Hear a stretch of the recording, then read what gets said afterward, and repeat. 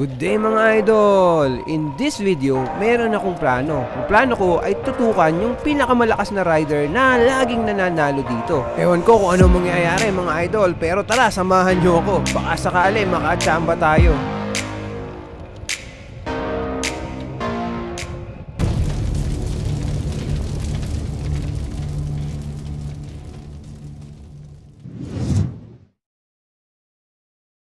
After 1 month, ngayon lang ulit kakarera. So eto mga idol, start na nung karera. Pagtawid natin doon sa may yellow, ayan nakikita nyo sa gilid. Pagtawid na yan mga idol ay start na, no? So ayan mga idol, tumira na kagad yung sinasabi kong rider na tututukan natin. Sino ba yung rider na yon? Bakit ba napakalakas niya? Well mga idol, siya lamang si Bernard Luzon, yung kapitan ng Team Nueva Ecija noong Padjak Pinoy Days and noong Tour of Luzon pa mga idol. So napakalakas niyan, ex-pro yan mga idol, and halos mas matanda lang sa akin ng konti. And siya ay ensayado kasi every week ay lumalaro siya dito sa may Silex, and tayo nga ay unang laro natin after 1 month na pahinga, no, sa paglalaro mga idol. So ayan, siya yung nagdadala dito mga idol, and ito yung isa pang taga San Leonardo nakasunod sa kanya. Bali tatlo kami dito mga idol, and hindi ko na malaya na naka-breakaway pala kami dito mga idol. Sa sobrang lakas nung dala ni Bernard Luzon, naka-breakaway kami. So ayan mga idol, tumitingin yung isang rider sa may likuran, tapos mayroong nagbablog dyan may motor sa may bandang kaliwa namin, sinasabi na breakaway daw kami. So ano yun, mangyayari dito mga idol, syempre dahil breakaway kami, mapipilitan na dali namin yung breakaway na to, na magpalitan kami, no? So ayan si Bernard Luzon, naka blue na short, naka black na jersey, and ayan nakikinig siya dun sa may riders, dun sa may nagbablog sa kaliwa, na sinasabi nga breakaway kami mga idol. Ayan yung anino sa may kaliwa, no? So ayan, dahil si Bernard Luzon nagdala na ng mahaba, nagpapalit siya sa aming dalawa, no? Bali tatlo kami dito na breakaway. So tayo, mamaya papalit din tayo mga idol, pero syempre hindi natin isasagad, saktuhan lang para meron pa tayong pangkapit. Naglaro nga pala tayo dito sa may karera na to kasi kailangan natin ng high intensity, no? Dahil lalaro tayo sa Taiwan King of the Mountain the following week, no, sa susunod na to. Although yari na yung karera na yung mga idol, medyo late ko na to inedit, pero yun pa rin, yung purpose ko sa paglaro dito sa may Silex ay para magkaroon tayo ng kahit pa paano high intensity workout, yung race effort ba kumbaga. Kasi mga idol, so ito 30 minutes lang na karera, tapos 30 minutes lang na hingal, di ba? Pero yung Taiwan KOM kasi nasa 5 oras yan mga idol. So 5 oras na hingal ang aabutin natin doon. So kahit pa paano, at least sa paglaro natin dito ay magkakaroon tayo ng konting ensayo sa hingal, ano, para medyo masanay na tayo doon sa may effort. So ayan mga idol, nag-e-aero pa tayo na to kasi breakaway pa rin tayo. Siguro ang distansya doon sa may likuran ay nasa 25 meters or so.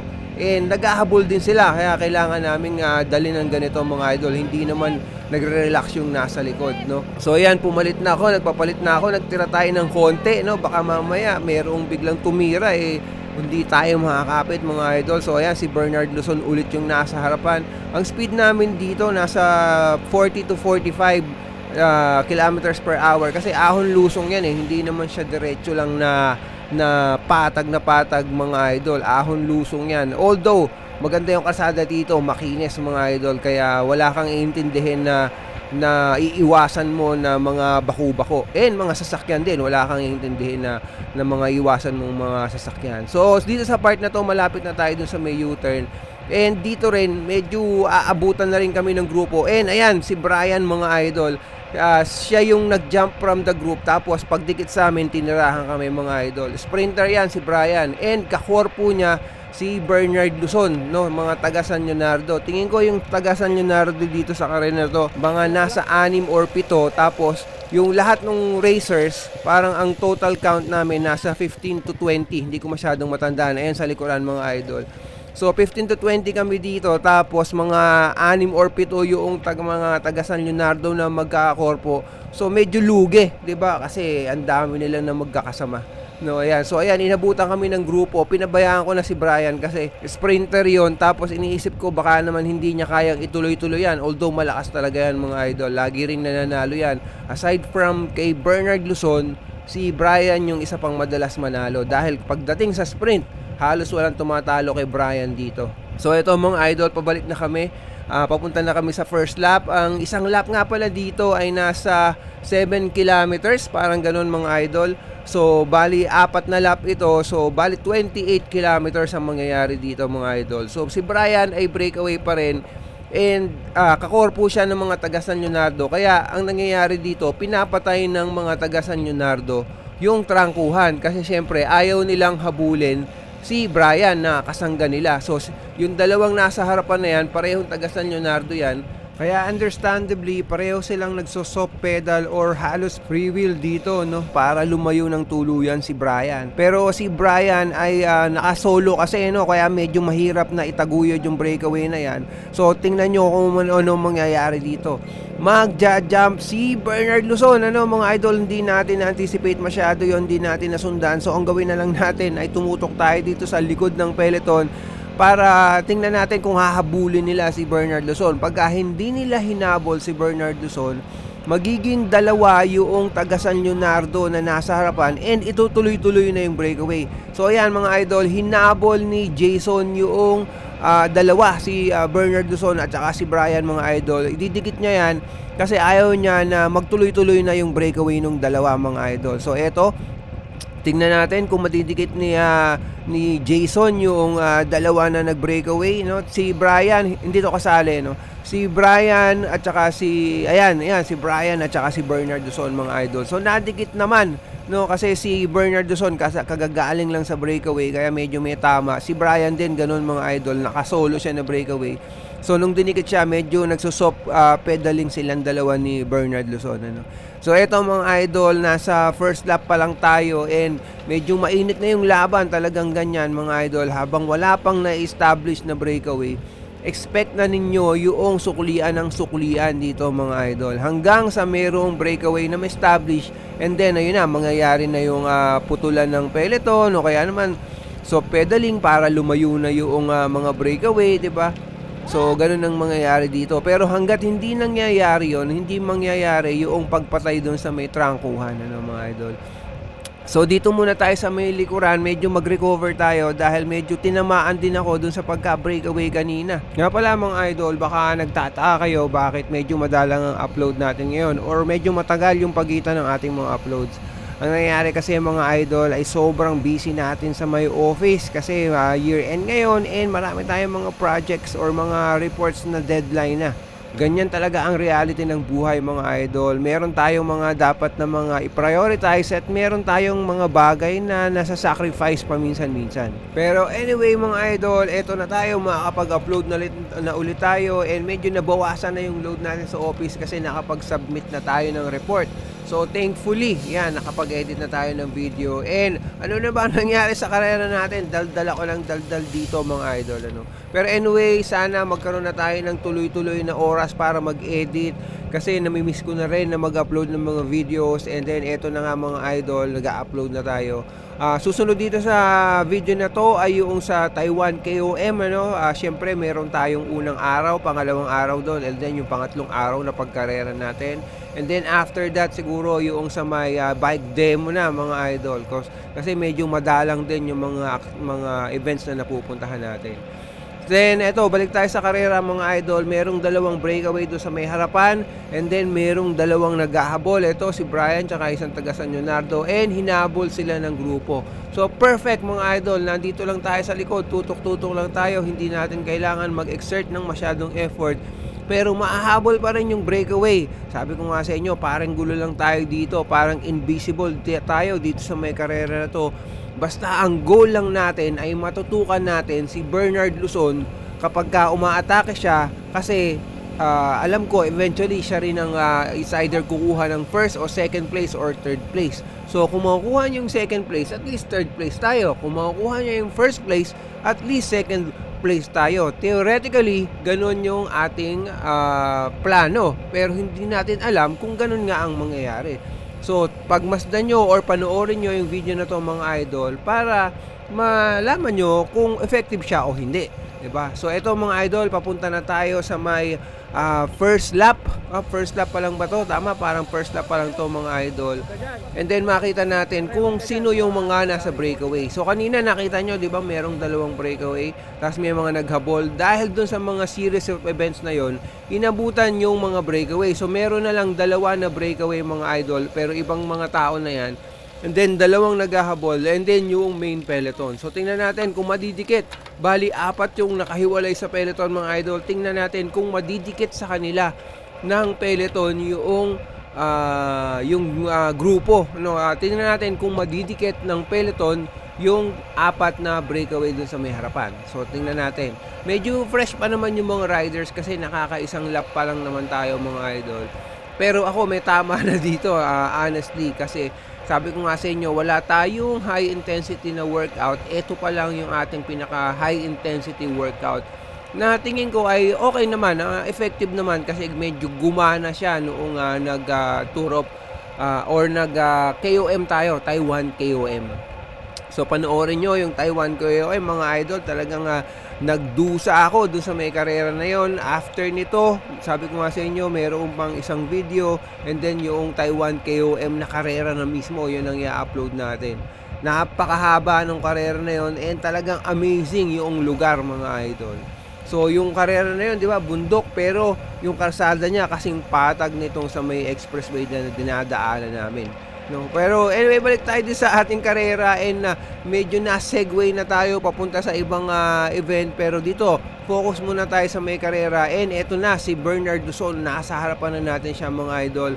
Uumpisahan na natin siyang bantayan, or ang term nga dyan ay kabayuhin, no? Umpisaan na natin siyang kabayuhin, at basta tutukan lang natin siya ng tutukan. Yan lang ang strategy natin.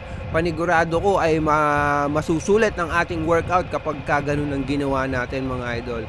So meron tayong nakasalubong ng mga riders na huwag nyong pansinin yun mga idol, kasi ibang category yun. Yun yung mas matandang master, kasi kami ay master A, tapos merong master B na 50 plus. So ayan mga idol, tumira na si Bernard Duzon. Tutok lang tayo mga idol. Yan yung kanyang initial attack na tinutukan ko mga idol. Kanina tumira na siya, pero 3 kami. Pero dito ay talagang ako yung nakatutok sa kanya. So tingnan natin kung tatagal tayo sa mga tira niya mga idol, kasi napakalakas talagang mag-jump nitong si Bernard. And talaga naman pag jump niya, hindi yung 5 seconds lang. Tingnan nyo, ang haba rin ng dala. Sobrang haba na inabutan niya yung 4 na breakaway. Pero yun, nakapag-jump siya doon sa may 4 na breakaway. Pero tinitingnan ko tong 4 na breakaway, parang nagtitinginan eh. So parang nagkahilian kung sino magdadala. Kaya siguro dinigit namin ni Bernard Duzon. So ito si Bernard Duzon, pangalawa si Jason, tapos ako, tapos meron pang isang rider sa harapan. And yung peloton, alam nyo ba, ay nakatutok din sa amin. No, so hindi naman kami naka-breakaway. Umagwat lang ng konti, pero nung nag-slow down ng konti ay biglang natutok din yung mga riders sa likod namin, ano. So ito, may rider na nagdaan sa may kaliwa, ano, yung biglang yung paatras. Kakorpo rin yan ng mga taga San Leonardo, kakorpo din nila Bernard Duzon. And ayan, tumira na naman si Bernard Duzon mga idol. And parang wala akong lakas na habulin kasi katitira lang niya, and wala pa ako, o hindi pa ako masyadong recover. Pero ayan mga idol, pinilit ko na lang kasi nga yun ang ating goal, no? At least magawa man lang natin yung nag-iisang goal natin. Kaya ayan, pinilit ko na makahabol, although delayed yung ating paghabol kasi meron pa tayong tama mga idol. So ayan, malapit na tayo sa dulo ng U-turn mga idol, para sa kalahati nung lap 2, no? After dyan ay papunta na tayo sa start finish, which is finish ng lap 2 mga idol. So ayan, hindi ako pumapalit dito mga idol. Nakita nyo, bumuka lang ako sa kaliwa, pero hindi ako nagdadala kasi nasa likuran din lahat noong mga riders. And ayan, tumira na naman si Bernard Duzon mga idol. So ano mangyayari dito? Kailangan ko na naman siyang habulin. Nakakala ko kasi ay tututukan na siya ng peloton, pero hindi siya tinutukan ng peloton. So ayan, ako ang napilitang maghabol na naman dito mga idol. Hindi pa ako fully recovered, pero tira na naman. So ganun kalakas si Bernard Duzon mga idol. Kung ako yung nasa harapan na ganun, hindi na ako titira-tira eh. Magre-recover muna ako ng medyo matindi eh, bago tumira ulit. So eto na yung U-turn mga idol. Tingnan natin kung ano mangyayari dito. Ayan no, agwat kami doon sa may main peloton. No, kukonti na lang yung main peloton, nagkalagas-lagas na mga idol. Usually dyan, pagka nalagas or kumalas mga idol ng paisa-isa, ang nangyayari ay tuluyan ang nag-U-turn at bumabalik na sa start-finish. So kung marami kayong magsisimula, bandang huli magugulat ka na lang, nasa 8 na lang kayo, kaya 6 na lang kayo. Kasi pinabayaan na or nag-quit na yung ibang mga riders. So ayan mga idol, nakita nyo medyo hindi ako tumatrangko talaga, ano. Ayan, hinintay natin si Bernard Luzon na siya ang magtrangko kasi medyo breakaway kami dito, and siya yung may gusto na ilayo yung grupo namin, no. Parang 4 o 5 riders yata kami dito mga idol, or 6 pa yata. So tingnan natin mga idol. So ano ang dapat kong gawin dito? Ang dapat kong gawin dito actually ay pumalit, no. Ang dapat kong gawin dito ay pumalit para tuluyang maka-breakaway. So ang problema nga sa inyo, sabi ko, ang problema nga mga idol, sabi ko ay yun nga, kulang tayo sa high intensity workout. Meron naman tayong endurance training kasi nagra-ride naman tayo sa MOA, tapos nagra-ride naman tayo ng long ride pero hindi sobrang haba. Pero nagra-ride pa rin tayo in preparation dun sa may mahabang ride natin sa Taiwan KOM. Pero wala tayong high intensity workout. Yun yung kulang sa atin. So kaya tutok-tutok lang tayo dito dahil dito sa may criterium or sa sinalihan ko na to na karera, puro high intensity ang nangyayari. So ayan, may nag-breakaway sa kaliwa, si Brian tsaka yung isa pang taga San Leonardo. Magkakorpo yan mga idol. Tapos kakorpo nila itong si Bernard Luzon, no? So siyempre si Bernard hindi yan mag-ahabol sa kanila, magagalit yung dalawang teammate niya sa may harapan. So ako naman hindi rin mag-ahabol kasi nakalayo yung dalawa. Ang hirap na manghabulin nun mga idol ko ako mag-ahabol. Baka pag dikit ko dyan, tirahan ako ni Bernard Luzon, patay na tayo, hindi na natin magagawa yung strategy natin. So ayan, ang gagawin ko na lang ay pababayaan ko na yung dalawa at pababayaan ko na yung ibang mga riders ang maghabol. Kung walang maghahabol na ibang riders, wala akong magagawa, ano. Basta si Bernard Luzon lang ang tututukan natin dito mga idol. Bahala na sila kung ano gusto nilang gawin, basta tutok lang tayo kay Bernard Luzon. So ayan, nakita nyo lumayo ng konti si Bernard and walang na rider sa likod niya. Ayun, finally merong pumalit sa pagtutok, ano. Si Lindon ang pumalit sa may pagtutok mga idol, and parang kukonti na lang kami, kukonti na lang yung mga riders na may peloton, no. Ayan si Engineer, ayan yung isa pang taga San Leonardo, tapos yung ibang mga, eto si Jason, no, malakas to, ex-pro din to mga idol, and parang mga 2 or 3 years pa lang siyang wala sa pro peloton. Pero eto mga idol, kalaro natin, nasa 40 and above category siya naglaro mga idol. Nasa 30 plus pa lang ito bakit dito naglalaro? Pero anyway, laro lang naman, and 20-20 lang naman yung laban. Kaya okay lang naman sa akin mga idol. And at least hindi niya kakorpo yung mga taga San Leonardo. Kasi kung kakorpo pa rin niya yung mga taga San Leonardo, lahat na lang kalaban namin. Buti naman at meron tayong kasama na hindi niya kakorpo.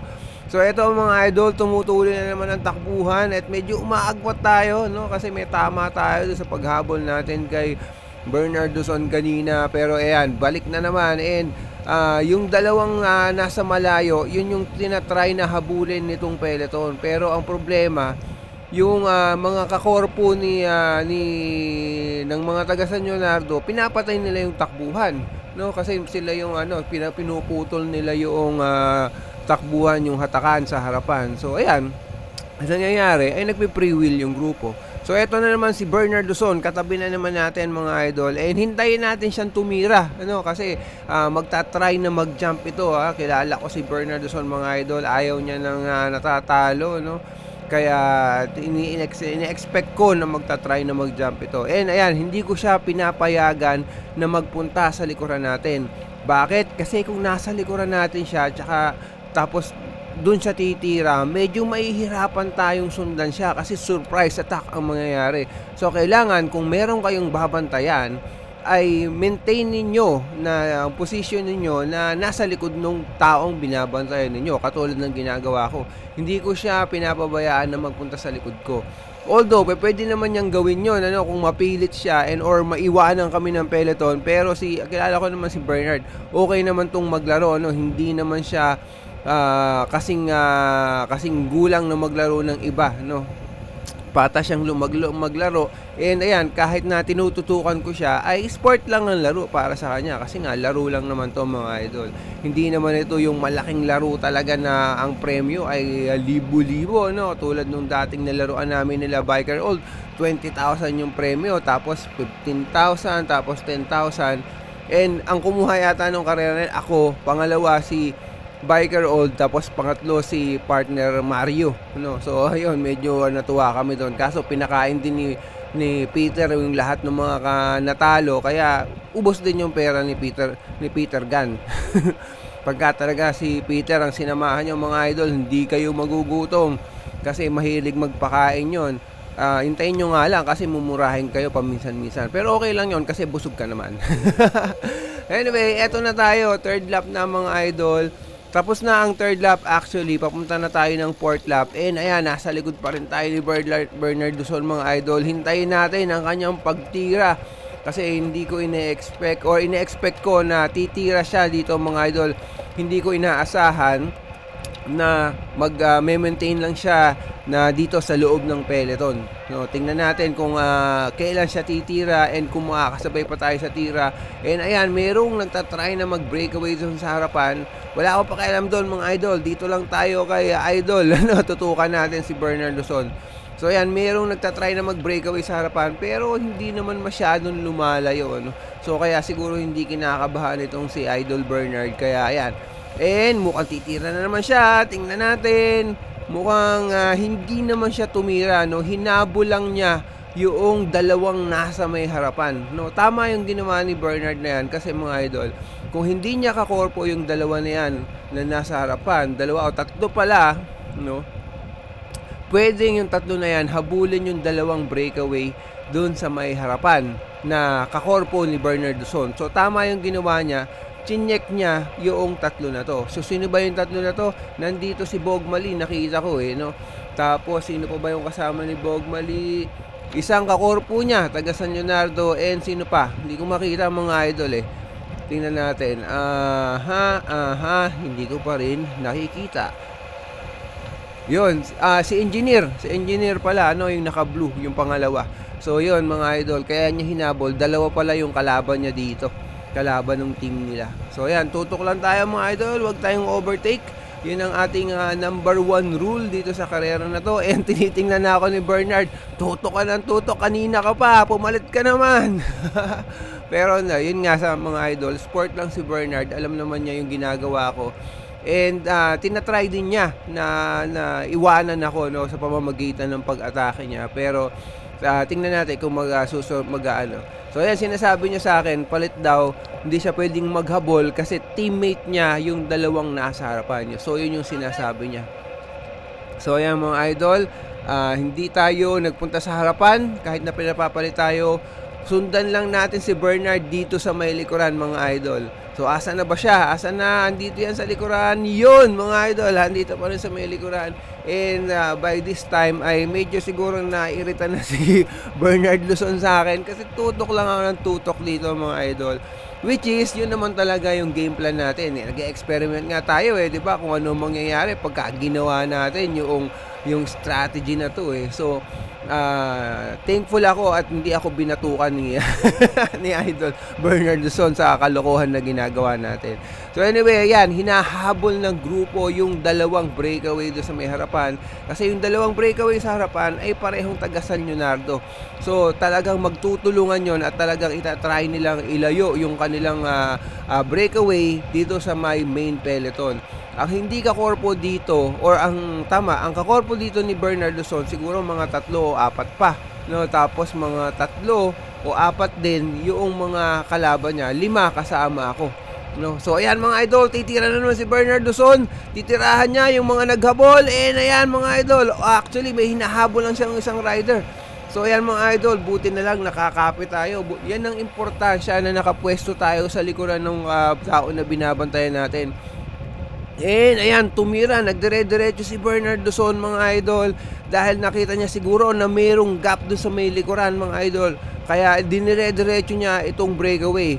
Kung ito ay makaka-breakaway kaming dalawa, ayan, sinisilip niya, ay itutuloy ko yan. Kaso mga idol, meron din nakakapit eh. So hindi ko na ako pumalit sa kanya kasi merong nakakapit sa likuran namin. Kaya ihininto din niya nung sumilip siya kanina. Nakita nyo nung sumilip siya, di ba?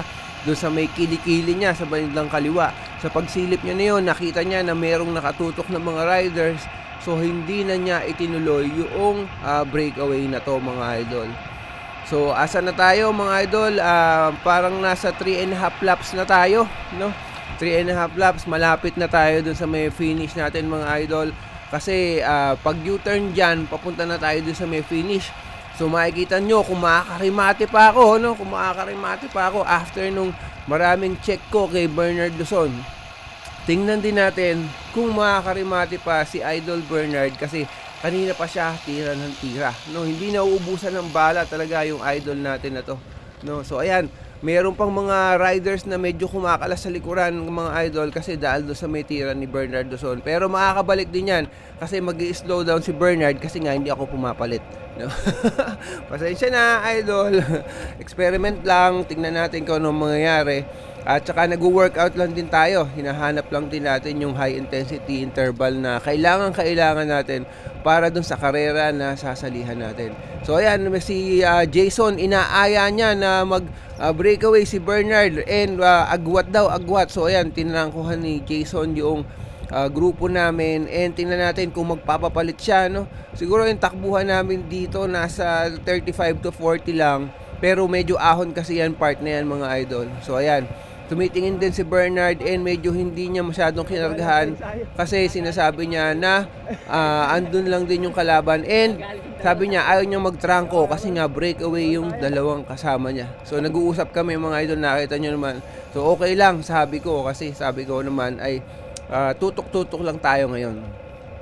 So ito, last lap na to, 'di ba? Last stretch na lang to. And ayan, may nagta-try na mag-breakaway si Bogmali yata 'yon mga idol. Tingnan natin. Actually, hindi pala si Bogmali yan mga idol.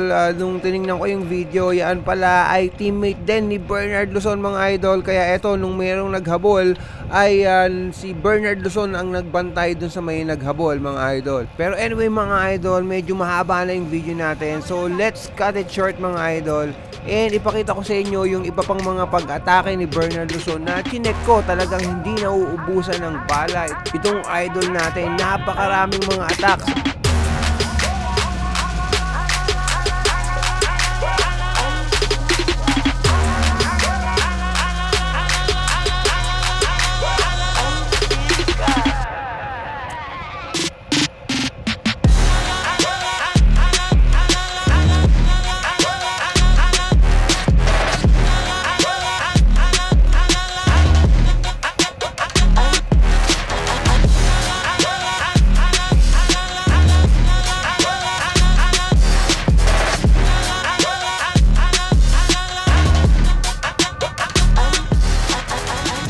And mga idol, after ng maraming pag-atake ni Bernard Luzon ay eto, buo pa rin ang peloton and hindi pa rin nakalusot dahil kada atake niya ay sinusundan naming lahat.